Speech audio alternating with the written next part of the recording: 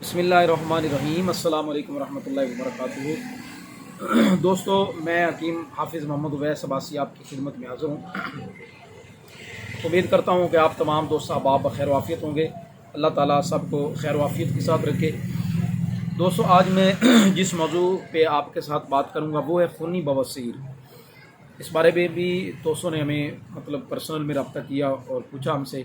انشاءاللہ تعالیٰ ہم نے اس متعلق نسخہ جو ہے بہت پیارا نسخہ اور بڑا سادہ سا سمپل سا نسخہ آپ کے سامنے پیش کرنے کی سعادت حاصل کریں گے، تاکہ ہمارے اس نسخے سے لوگ جو ہے پریشان جو ہیں وہ فائدہ اٹھائیں۔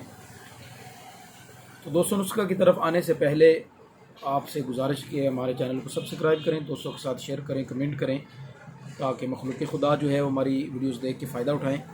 تو دوستوں، اس کے لیے بڑا سمپل سا نسخہ ہے آج آپ کے سامنے جو پیش کریں گے۔ اس کے لیے آپ کو جامن کے پتے چاہیے۔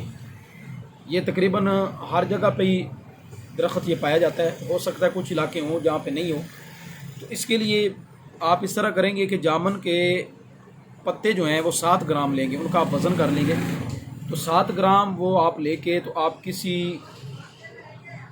برتن میں اس کو نہ رگڑ لیں گے، یعنی یہ جو ہوتا ہے ہاون دستہ ہے آپ کے پاس، اگر وہ اس میں آپ رگڑ لیں اس کو رگڑنے کے بعد جب آپ دیکھیں گے نا وہ باریک ہو گئے ہیں، اس میں ہلکا ہلکا آپ پانی ڈالتے جائیں، تھوڑا تھوڑا پانی ڈالتے جائیں گے اور اس کو رگڑتے جائیں۔ اس کے بعد جب وہ آپ دیکھیں کہ وہ بالکل رگڑے گئے، بالکل وہ پانی بن گیا ہے، تو دوسرے نمبر پہ آپ کریں گے کہ اس میں 2 تولہ مصری جو ہے نا، اس میں 2 تولہ مصری ملا کے اس کا شربت سا بنا لیں گے۔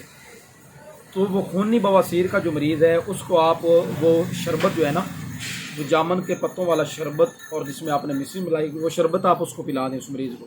انشاءاللہ تعالیٰ اللہ نے چاہا تو اس بندے کی جو خون آ رہا ہے بواسیر کی وجہ سے، یعنی پیشاب کے وقت خون آ رہا ہے، اللہ تعالیٰ کے فضل و کرم سے وہ خون جو ہے وہ بند ہو جائے گا، مریض کو افاقہ ہوگا، مریض صحت یاب ہوگا، تندرست ہوگا۔